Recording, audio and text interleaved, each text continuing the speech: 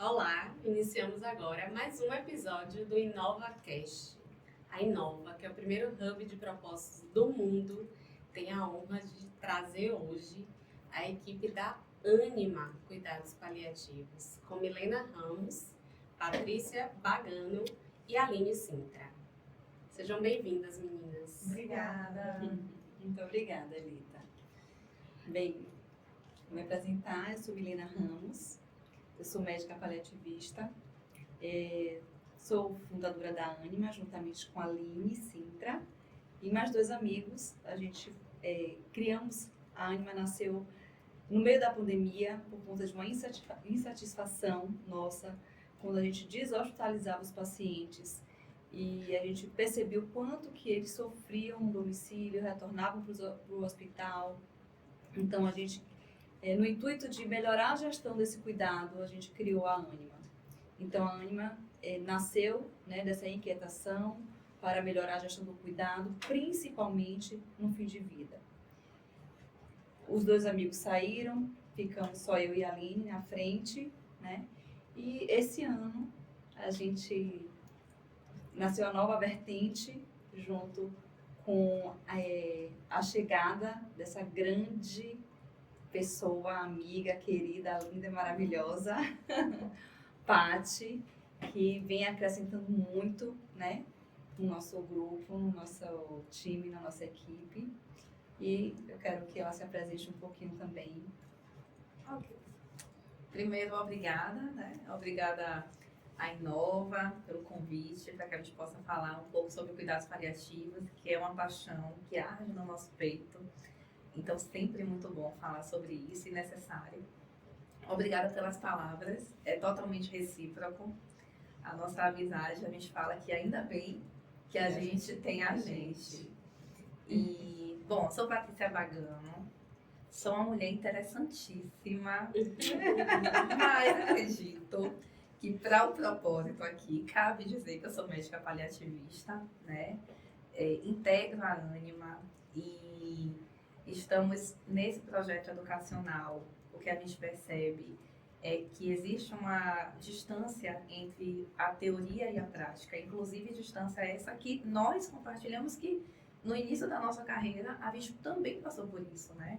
A gente teve uma formação teórica e quando chegamos na prática, o cenário era bem mais desafiador do que aquele que nos foi posto. Então, a gente vem com essa ideia de fazer algo mais hands-on, algo que a gente possa alinhar e moldar, né, de certa forma. Não seria bem a palavra, não seria moldar, mas ensinar, preparar os profissionais para que eles tenham a flexibilidade que o cenário da saúde demanda. Eu sou a Aline Sintra, assistente social. Idealizamos, sim, a Anima diante dessa inquietação de um sofrimento visceral de pessoas, tanto na condição de paciente quanto de família, porque, como Milena falou, a gente também vivencia a experiência dentro de uma instituição hospitalar. E a gente prepara, a gente cuida de pessoas para que a gente possa devolvê-la para o seu ambiente seguro e sagrado, que é o domicílio. Mas em uma condição de muita vulnerabilidade, incertezas, inseguranças. E aí, diante desse contexto, a gente percebia que muitas dessas pessoas traziam um relato, né? Na sua narrativa, trazia o sofrimento de estar numa condição sem estrutura. E isso só potencializava esse sofrimento. E, além disso, aqueles que estavam também sob a responsabilidade das empresas de home care também vivenciavam isso, porque, infelizmente, a gente ainda está no momento onde faltam profissionais capacitados. E aí, no processo nosso de catarse terapêutico, né, os 4 amigos a princípio, a gente pensou de que forma a gente poderia nos unir para atenuar esse sofrimento. E aí, a Anima surge. E agora, com Patrícia, ela traz na fala dela, mas eu gostaria de incrementar, porque de fato não é ensinar, é promover experiência, né? Então, para além das pessoas nos acessarem para cuidar de outras pessoas em casa, nós também somos acessados o tempo inteiro. Como fazer, né? Às vezes é engraçado, Elita, que as pessoas ficam na expectativa de um checklist. Como eu me importo? Mas eu olho como. E as mãos ficam aonde? Só falta fazer essa pergunta, onde as mãos ficam, né? Diante de uma conversa difícil.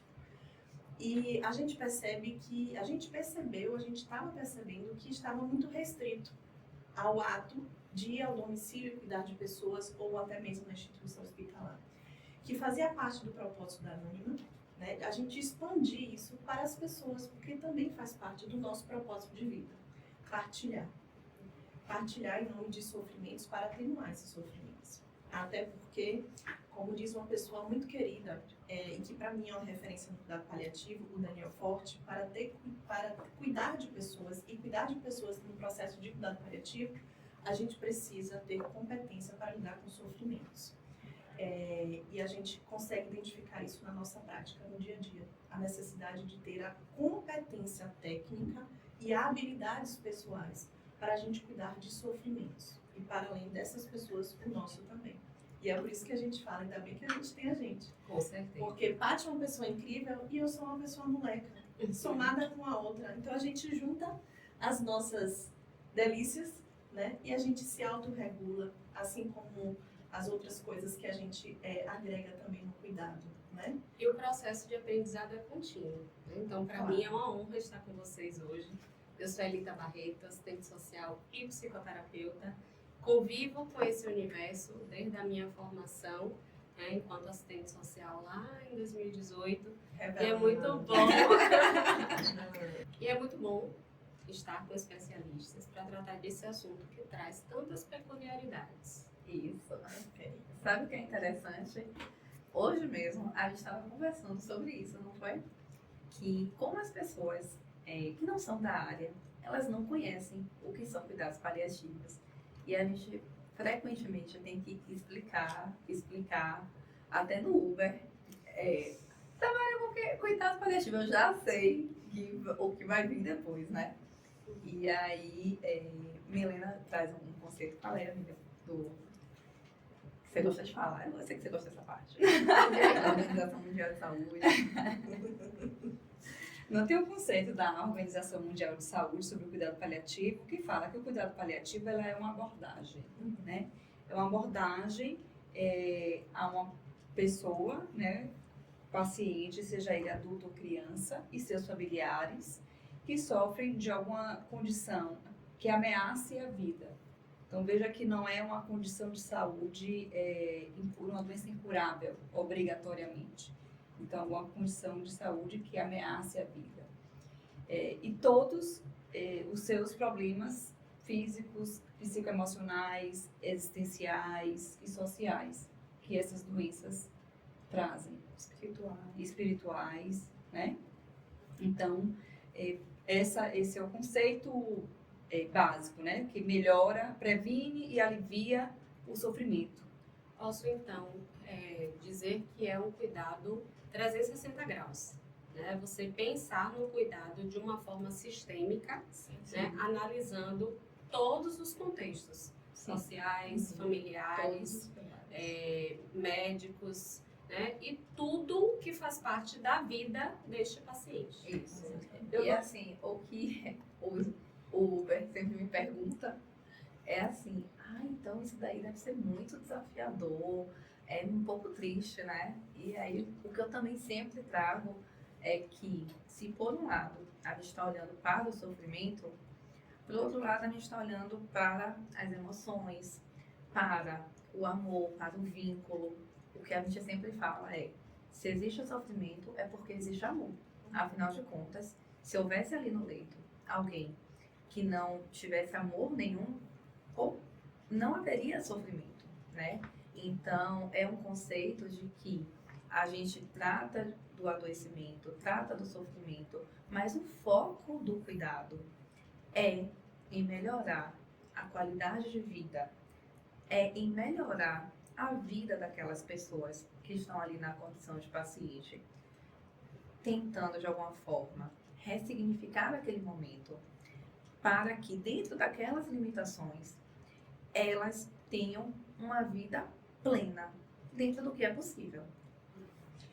A gente, quando estava pensando, a Ana me manda a minha, e além de mim, de Milena, os outros dois amigos, a gente tinha momentos, tardes inclusive, né? A gente tinha um horário protegido, um espaço protegido, e a gente tinha tardes para elaborar coisas, né? Então eram catarses, elaborações, e palavras surgiam, né? E aí, trazendo para o conceito que a gente está tentando esclarecer da forma mais trocando em miúdos, é que apareceu desconstrução como palavra e desconstrução do cuidado. Então, se a gente está falando sobre cuidado paliativo, a gente precisa também se aproximar de algo que a gente precisa, algumas vezes, desconstruir, para a gente construir um novo espaço para ampliar esses olhares, né? E além da desconstrução para a construção, né, a nuance do cuidado. Então, a nuance naquele aspecto mais sutil, e uma imagem que nos veio foi a aquarela. Então, a nuance das cores que permeiam entre si e traz como resposta, né, uma imagem bela, artística até, né, e única. Isso tem muito a ver com o que a gente propõe a fazer, de forma artesanal. Então, outras palavras surgiram, mas se aproximando do conceito, veio a desconstrução para construir, a nuance do cuidado, né? E qual foi o outro? Agora Não. Desconstrução, nuance do cuidado e, minha gente, só rebobinando. Mas, enfim, a gente precisou utilizar, inclusive, muitos momentos de poesia, músicas, né, que comungavam com aquela egrégora ali mesmo. E no que diz respeito à sensibilidade, no que diz respeito ao que é humano, né? Então, por isso que muitas vezes a gente se percebia dizendo, gente, mas espera lá, segura a onda aí, que a gente já está indo muito longe daquilo que é ciência, do que é científico. E veja, a gente conseguia acessar o sofrimento diante, inclusive na época que a gente tinha que construir nossa missão, nossa visão, nossos valores, quando a gente se percebeu, a gente tinha escrito uma música, né? E como a gente precisou, inclusive, abrir mão disso, para a gente não ser taxado de lavar os doidos. Então, a gente precisava trazer para o que é científico. né? Porque cuidado paliativo é ciência, né? Então, mas é a proposta do olhar para algo novo, né? Que precisa ser, a palavra veio, artesanal. Então, desconstrução, nuance, e é um trabalho artesanal. E eu posso dizer que também singular. E essa desconstrução, ela vem exatamente de tudo que a sociedade, né, construiu em cima do conceito sobre o que é cuidado paliativo, que diverge muitas vezes, a depender do contexto, e aí vem a importância do olhar singular, do que a gente vê em filmes, em novelas, né, porque a realidade precisa ser realmente pontuada de acordo com a singularidade do sujeito, da família, da comunidade em que ele está inserido. Então, daí essa importância, né, desse olhar diferenciado e cuidadoso da equipe multidisciplinar. E a desconstrução, por exemplo, vem com desconstrução de mitos. E aí eu devolvo para ela, porque ela já gosta de falar sobre os mitos. A palavra, né? Ela gosta. Então, a palavra paliativo é polêmica, né? Então, assim, é uma palavra que causa polêmica, mas a gente cuida dela, a gente, né, reforça a necessidade de mantê-la de forma a honrá-la, né? Sim. Então, por favor, senhora, fale sobre os mitos que a gente precisa. Não, primeira coisa, antes de falar de mito, eu gosto sempre de falar que a gente não trata a doença, a gente cuida de pessoas. Isso é um detalhe importante, né? E que a gente, o tempo inteiro, a gente está sempre mostrando isso, né? As pessoas, os colegas, as equipes. E vamos falando dos mitos, né? O primeiro mito é que o cuidado paliativo ele não se restringe a cuidado de fim de vida. Não é apenas para quem está morrendo, como as pessoas pensam. E ainda hoje, né? Mesmo nos grandes hospitais, os grandes centros que tem equipe de cuidado paliativo, que tem serviço de cuidado paliativo, as equipes de cuidado paliativo ainda são chamados apenas nos momentos finais de vida daquele indivíduo. Então, quando o paciente já tá lá na UTI, já tá, né, naqueles momentos finais, é que muitas vezes a equipe é solicitada. Quando o paciente já tá, né, já fez todo tipo de tratamento e que, enfim, né? Então, esse é um dos mitos. Não é no momento final de vida, na que a gente chama na fase ativa de morte. Não é esse o momento do cuidado paliativo. Esse é um dos mitos.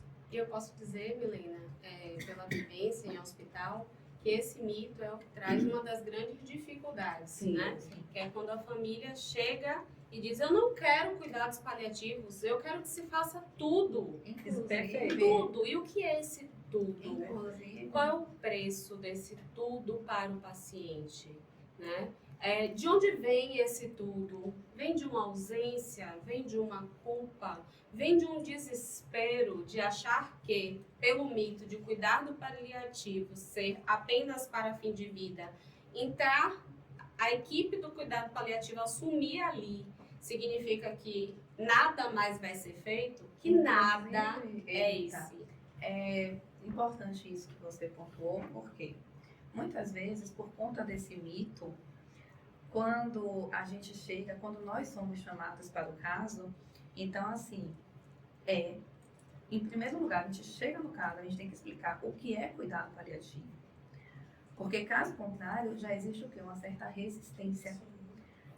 A gente tem um vocabulário dentro do hospital que a gente considera inapropriado muitas vezes, né? Essa questão de investimento, a gente considera inapropriado, porque ali não é uma bolsa de valores, ali é um hospital, tem pessoas ali, correto? Então, quando o familiar ou quando o próprio paciente fala que ele quer que faça tudo, é óbvio, todos nós, a gente quer que seja feito tudo o que é possível para o melhor cuidado, né? E aí cabe uma decisão, muitas vezes técnica, sobre o que é adequado para cada caso. O que a gente percebe hoje, infelizmente, é que muitas vezes as decisões técnicas, elas têm sido tomadas ou não têm sido tomadas. Bom, já entrando numa questão por receio, medo, de uma questão de judicialização também médica, né? Por isso também que a gente voltou o nosso olhar para essa questão da educação, porque eu acho que precisa passar por uma formação, por uma segurança, por um raciocínio técnico que nos conduza a tomar as melhores escolhas. Porque quando a gente sabe que aquela escolha é a melhor escolha, e óbvio que isso é construído junto com a família, mas existe uma decisão técnica e isso não pode ser delegado para a família, né? Isso, Paty, perfeito. Porque a gente está trazendo, a Patrícia está trazendo esse olhar no que diz respeito à intervenção técnica, ou seja, do profissional. Enquanto assistente social, uma das minhas principais funções, mentira, não é função não. Eu, enquanto assistente social, atribuições. Inclusive, Paty, o que você está trazendo, a gente precisa destacar, tá? Essa reflexão que Paty está trazendo é no que diz respeito à intervenção profissional, ou seja, o olhar do profissional para. Mas trazendo para a família, para o paciente, para o núcleo de cuidado, por exemplo, a gente precisa instrumentalizar essas pessoas. Então, eu, como assistente social, uma das minhas principais atribuições é exatamente essa: instrumentalizar, levar informação, conhecimento, porque é uma forma também de atenuar esse sofrimento. Então, quando a gente chega para admitir uma pessoa, a gente costuma dizer que a gente troca o pneu do carro com o carro andando, né? Também, porque ela traduz muito o nosso fazer. Então, para além de a gente chegar nesse cenário, por exemplo, como o Milena trouxe, e a gente até brinca de novo, porque a gente brinca o tempo inteiro, né, gente? Mas com seriedade, né? Sem entender. Com leveza. Com leveza, mas a gente, exatamente. Então, por exemplo, a gente chega nas últimas 48 horas de vida de uma pessoa. O tempo é precioso. A gente precisa otimizar esse tempo. Mas a gente precisa também pensar naquela pessoa que está na condição de sofrimento. Afinal de contas, existem os dois tempos, do saber e do sentir. Isso é algo que a gente exercita o tempo inteiro entre a gente. Então, a má notícia chega em uma condição de que a pessoa não tem tempo para elaborar e para sentir. Então, além de a gente cuidar daquela pessoa, né, daquele núcleo de cuidado, a gente, no que diz respeito ao controle de sintoma, a ter cuidado na comunicação adequada, a gente também precisa instrumentalizá-la. Então, quando a gente dispõe a estar provocando reflexões e capacitações através de experiências ao profissional, para as pessoas na condição de paciente familiar, a gente instrumentaliza. Porque quando a gente instrumentaliza, a gente evita coisas do tipo, eu vou trazer um exemplo para vocês, que marcou muito, né, a gente. E, inclusive, traduz o resultado desse trabalho, né, enquanto profissional não médico. Então, nesse momento, a gente apresenta sobre o que é o cuidado paliativo, a gente fala sobre os papéis de cada um, a importância de cada um, onde a gente explicou cada passo, inclusive preventivamente, fazendo o planejamento. E aí, essa paciente, no momento, precisou ir teve intercorrência e precisou ir para a UTI. Eu uso sempre esse exemplo, porque ele aproxima do que a gente vivencia todos os dias. E essa paciente, ela foi para a UTI e no momento de instabilidade, o médico não teve o tempo de olhar o prontuário, abordou de forma abrupta a família sobre a necessidade de controlar um sintoma que era o desconforto respiratório e que ela precisaria entubar. Então, naquele momento, tomada por aquele sentimento, ela foi questionada. E aí, a senhora deseja que ela seja entubada ou não? Aí ela ficou daquele jeito e aí ela lembrou das nossas conversas, né, de uma das nossas conversas, e ela disse o seguinte, olha, eu vou fingir que o senhor não está me perguntando isso, porque ele ficava insistindo, né, para ela. O senhor está me perguntando e estou dizendo para o senhor que eu não sei, mas assim, olha, ela é acompanhada por uma equipe de cuidado paliativo, o médico dela é doutor, que citou o nome do médico, ele está ciente de tudo, inclusive eu sei que tem tudo registrado no prontuário, não cabe a mim decidir isso, isso é uma decisão técnica. Essa é uma decisão sua enquanto médico, porque eu estou tomada de emoção aqui.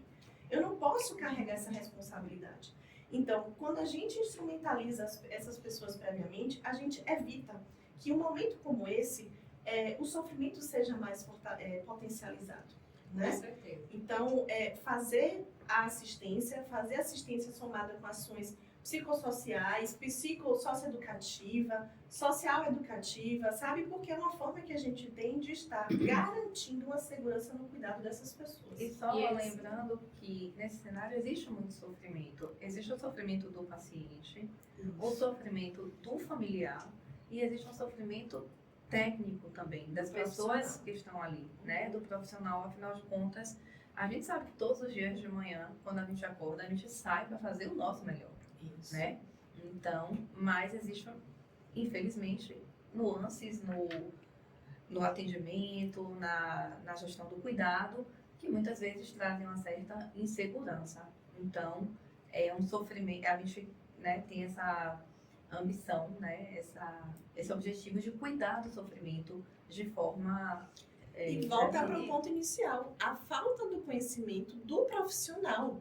Né? A falta do conhecimento daquele profissional, por exemplo, o médico, de que ele deve, né, tomar as condutas, que ele deve, inclusive, construir junto com esse núcleo de cuidado, Então, é uma decisão técnica médica que é compartilhada com as pessoas na condição de paciente. E que a gente precisa planejar o tempo inteiro, né? A gente precisa antever.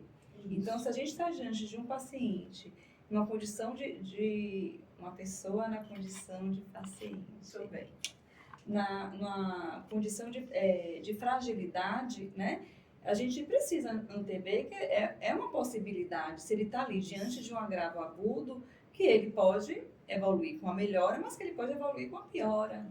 Então, a gente precisa planejar para os dois cenários. Lógico que a gente quer que ele melhore, né? Mas pode ser que ele piore e a gente tem que planejar antes dessa piora, né? E não esperar a piora acontecer. Isso. Então, isso é importante. Inclusive, para não terceirizar essa responsabilidade. Exatamente. Né, que causa consequências E outra coisa, permanentes para a família. Né? Porque aquela pessoa que é questionada num momento como esse sobre o que tecnicamente deve ser feito, ela pode levar uma culpa e essa culpa se estender pela família como um todo e pela vida o luto, toda. né? Isso. Pela vida toda.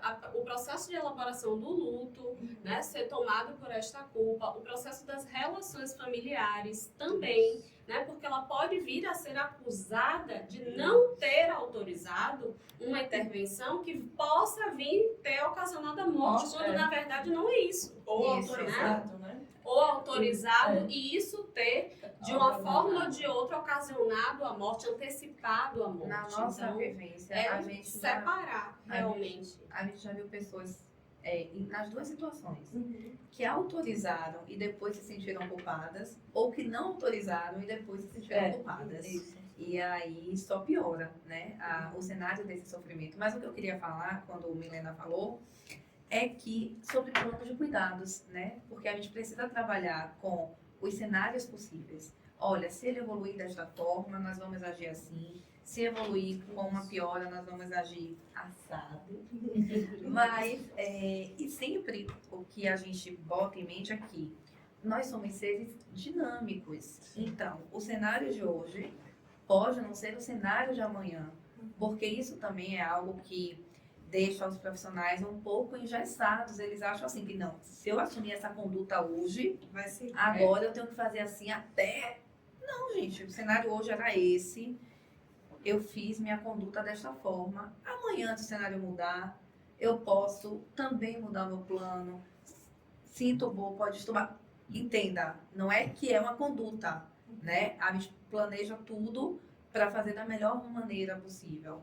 Mas o que eu quero dizer é que quem vai determinar o plano de cuidados não é a gente enquanto profissional, é o paciente. À medida que ele vai se revelando, né? E aí a gente fala assim, ele bota o pé e a gente vai botando o chão para que ele vá sendo conduzido da melhor maneira possível. Deixa eu só citar essa fala, eu percebo, né? Porque assim, quando eu tô com Patrícia e diante da família e ela traz essa fala, é uma fala tão simples, né?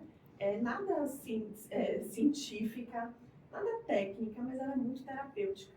E tem muito sentimento. Isso, porque assim, a gente traz, se é para falar em trocar em miúdos, né? A gente traz algo para a compreensão da família, que isso que ela trouxe, do tempo deste paciente. Então, quando a gente fala que o ritmo que a gente vai dançar é o que ele vai tocar, eles vão se aproximando de algo que está no campo da imaginação, que é algo até meio que ficção, né? Porque a gente, às vezes, quantas vezes, quem nunca ouviu aquela frase, mas ele entrou aqui andando, ela entrou aqui de salto alto, maquiada, uma automaquiagem, e olha como ela está agora. Então, a gente precisa se aproximar, né? A gente chama de momento de transição, né, meninas? Se aproximar da condição atual. E e derruba mais um mito, né? De que o cuidado paliativo ele limita o suporte. Sim. Porque não é o cuidado paliativo que limita o suporte, é a condição clínica, orgânica da pessoa que vai limitar. Né? É o organismo da pessoa que vai colocando esses limites. A gente vai apenas, né, avaliar e vai Direcionar. Exatamente. Em relação a essa questão, né, do profissional, do médico perguntar ao familiar, né, se quer que intube, que não intube, que, enfim, que reanime, que não reanime. Quando o médico, ele não tem dúvidas, ele sabe que existe um benefício daquele procedimento, ele não vai perguntar, ele vai informar. Eu vou precisar fazer, né, no máximo perguntar, você me autoriza, né?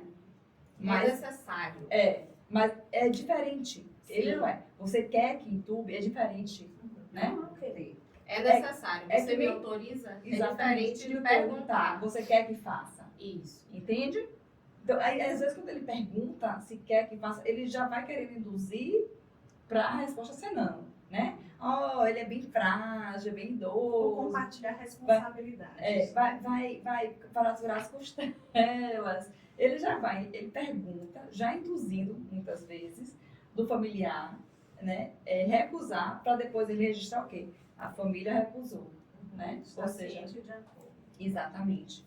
Né? Quando o médico, ele não pergunta, o paciente chegou lá com infecção, ele não vai perguntar, olha, você quer que coloque antibiótico? Você quer que coloque Rocefin, Tazocin ou Meronem? Milena, você está trazendo algo que me faz, não tenho como não associar. Inclusive pessoas que entendem e acreditam que fazem cuidado paliativo se utiliza do que ela está falando para associar a autonomia.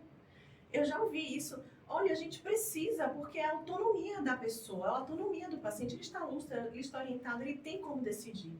Não é isso. A autonomia da pessoa não é isso, não é fazer desta forma. Essa é uma forma completamente inadequada.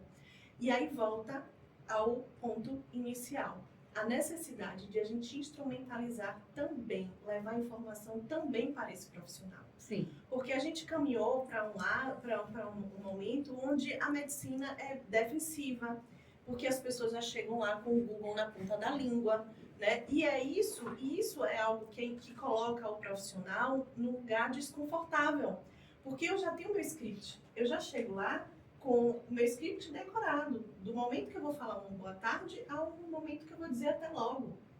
E quando você é questionado, você sai desse lugar de conforto.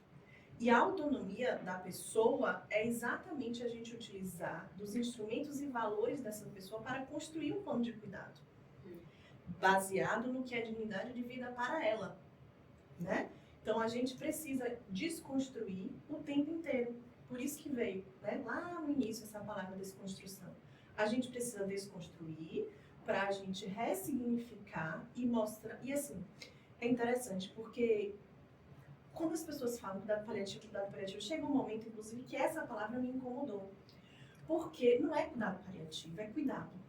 E aí, quando a gente vai lá para o pai da medicina, Hipócrates ele já dizia que médico algum deverá submeter uma pessoa a um tratamento quando o seu corpo for tomado.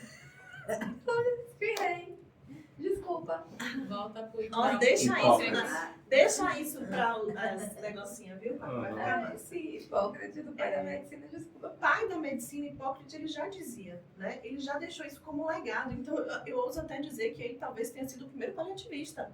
Quando ele trouxe, né, nas palavras dele, que médico algum deverá submeter uma pessoa a um tratamento que seja degradante para o seu corpo. Sim. Então, o que é isso? Se não fazer o cuidado adequado. Então, é um cuidado genuíno. Então, o cuidado paliativo nada mais é do que uma boa prática médica, do que uma boa prática profissional. É você cuidar do outro na medida do outro. Por isso que veio o artesanal. E talvez esse seja um dos maiores desafios. Porque qual é o movimento hoje do mundo? Tudo muito acelerado. Você não tem tempo para si, que dirá tempo para o outro. E o outro na condição de paciente. A condição de paciente e o familiar, onde tem muito sofrimento.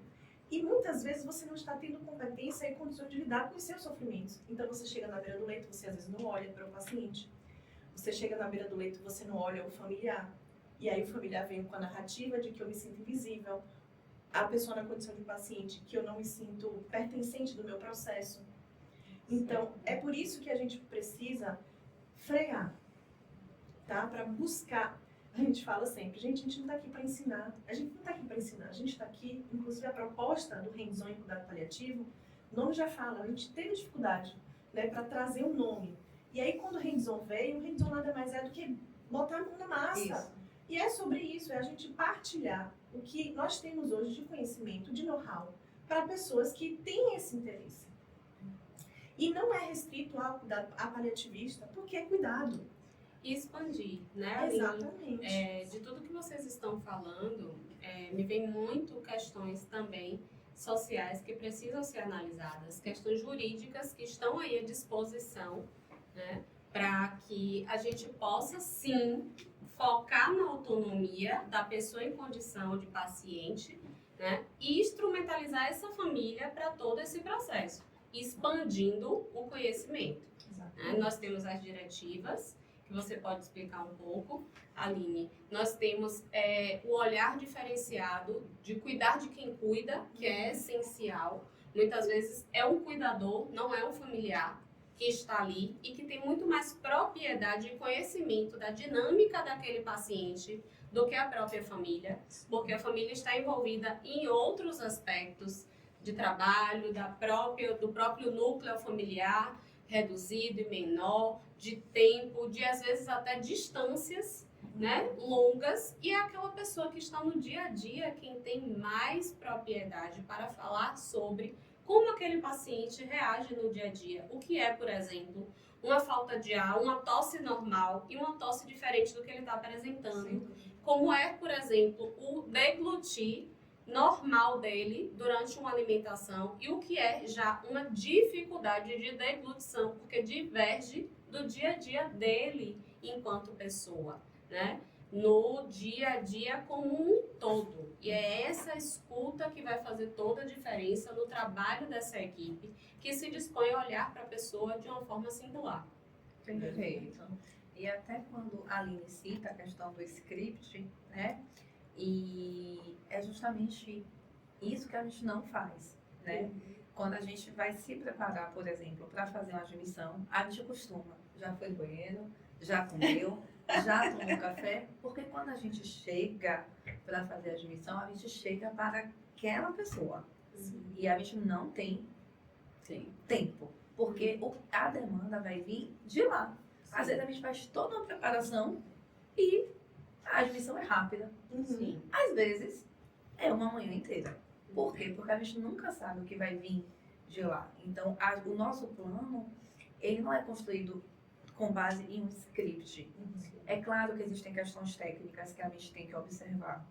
Mas, naquele momento, a gente precisa ver aquela pessoa com os valores dela. Então, a gente vai fazer uma conexão. A gente vai se conectar com ela.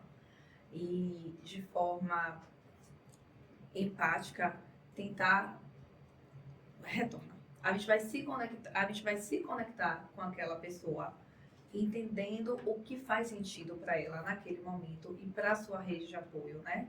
Que pode ser a família, pode ser os irmãos da igreja, pode ser um cuidador, enfim, é sobre isso. Meninas, infelizmente nosso tempo está acabando, mas a gente não pode, infelizmente. Eu ainda queria A falar da gente não- equipe multi. A gente, A poxa. gente não pode encerrar sem falar também da questão social, né? De que forma vocês abordam essa família e o que é analisado pela equipe multidisciplinar no momento de decisão para que este paciente seja removido do hospital e consiga introduzir o cuidado paliativo domiciliar. Muito boa a sua observação, né? Tem o nosso professor, Zé Paulo Neto, ele fala, né, que o assistente social, ele é um profissional habilitado a acessar, a operar uma área muito particular. Eu, com todo respeito a ele, sempre peço licença a ele e utilizo que não é só uma área, é um infinito particular.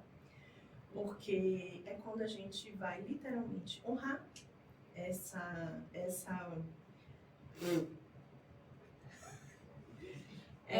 é quando a gente literalmente honra essa pessoa, o seu sagrado, tá? E a gente precisa, inclusive, estruturar.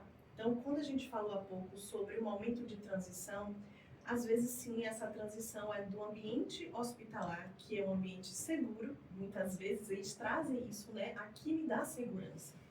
Mas vai de encontro aos valores de quem está vivendo aquilo na condição de paciente. Então, é muito comum a gente precisar, de forma partilhada, construir esse espaço seguro para a transição do cuidado domiciliar. E às vezes sim, esse cuidado vai ser para o processo do óbito em domicílio. Algumas vezes ele é tão artesanal que algumas vezes a gente consegue organizar para que ele possa ir para casa para resolução de pendências objetivas, subjetivas e diante de um limite, por exemplo, o óbito em domicílio, retornar para o hospital, que é esse lugar seguro para ele. Por quê? Porque às vezes para ir precisa fazer sentido. E para ir e estar desconfortável, porque muitas vezes não tem acesso a ter uma estrutura de uma empresa capacitada para manter essa estrutura em segmento do cuidado, não faz sentido estar com sintomas descompensados, descontrolados e sofrimentos. Então a gente precisa acessar. E aí quando você fala essas particularidades, o sofrimento social ele é inerente. Então muitas vezes, do ponto de vista do controle sintomático, aquela pessoa na condição de paciente está muito organizada. E o que a gente precisa focar, recentemente eu e Paty, a gente teve, né, que trazer esse sofrimento, inclusive de forma a eles terem compreensão do que eles estavam vivendo, mas eles não conseguiam acessar. e trazer sim a segurança de uma equipe de retaguarda, né, a gente estava inclusive no processo de cuidado direto, para que pudesse viabilizar a saída para casa com segurança. E esse cuidado, antes dessa decisão ser tomada, precisa ser avaliado uma série de questões, Exatamente. como, por exemplo, acessibilidade. Como é a acessibilidade para a residência deste paciente? Como é o contexto da comunidade em torno deste paciente? Como é que está organizada a casa deste paciente, a ventilação desta casa, a luminosidade desta casa, a condição que a casa se encontra é propícia ou não para a condição atual, né, do paciente? Como é que está o contexto relacional com tantos conflitos que não contribuem para que esta saúde, né, seja ali mantida e restaurada, não só a saúde física, mas a saúde emocional e espiritual, né, a saúde mental, que pode até antecipar, né, de acordo com o contexto, toda aquela situação de melhora ou piora. Isso é muito importante, que todos os profissionais estejam atentos, né? Entra também muito a questão da vontade e do que é realmente possível, né? O que é vontade e o que é possibilidade. Habita no imaginário popular o cenário de que o melhor lugar para morrer seja o domicílio. E não necessariamente é o domicílio. Inclusive, isso foi algo que, ao longo da minha carreira, eu fui desconstruindo, porque eu também pensava dessa forma. Então, a gente precisa realmente entender o que é valor para aquela pessoa e para aquela família. Porque é preciso ver, como você citou, a acessibilidade, as condições da casa. É preciso ver que tem, né? as condições do paciente, né? O que a gente vai ter de rede de suporte social, de rede de suporte médico, né, e saúde para aquele paciente. Isso tudo precisa ser avaliado. São variáveis. Quais são as perdas que esse paciente vai ter saindo do hospital? Quais são os ganhos que ele vai ter? É preciso colocar na balança para que seja tomada uma decisão assertiva. E finalizando, a gente precisa também instrumentalizar o pós-óbito. Isso é muito importante, porque também tranquiliza a pessoa que está na condição de fim de vida, né? Porque muitas vezes ela pode ser, por exemplo, a pessoa responsável por todo o sustento familiar. Sim. Então, instrumentalizar a família para dar entrada a todo o processo, né, que nós sabemos que é burocrático, que muitas vezes é lento, e tranquilizar esse paciente é essencial. Pois eu acho que nós temos ainda muitas pautas e ficaremos aí para os próximos episódios. Com certeza. Agradeço demais, meninas, a vocês por essa oportunidade, por esse aprendizado, essa troca linda. Temos muito ainda a compartilhar, né? E não esquecer, lógico, de divulgar esse trabalho lindo que vocês realizam, né? Sigam aí essas maravilhosas no Instagram, que é o @anima.ssa. E toda essa nossa conversa vai estar disponível para o público, para todas as pessoas que desejam aprender, se deliciar, aprofundar e viver, sentir, porque aqui a gente realmente sente o prazer de vocês em estar nesta área. A gente fala que tem que sentir para fazer sentido. Isso. Então, entrem lá no Instagram, sigam, para que vocês possam sentir a beleza desse cuidado. E nosso podcast estará disponível no YouTube da Inova, tá? Sigam lá, curtam, deixem os comentários, nós estamos abertos e disponíveis para continuar aprendendo, porque é a união realmente, as experiências e todas essas dificuldades do dia a dia que faz com que a gente tenha cada vez mais abertura, conhecimento e experiência. Então, é Inova Collab, né? Inova Collab, tanto o Instagram quanto o YouTube. A gente só tem a agradecer, né, a iniciativa da Inova, na presença da Ju, né, de Sara, porque a gente precisa ter espaços como esse para a gente reverberar esse conhecimento. A Maria Aglaé traz uma fala, né, uma pessoa também de referência ao cuidado paliativo, que basta ser humano para ter direito ao cuidado paliativo. E se a gente entende que fazer cuidado paliativo é igual a proteger, a gente começa a desmistificar muitas coisas. Então, que esse espaço seja realmente reverberado para chegar ao conhecimento dessas pessoas. Muito obrigada.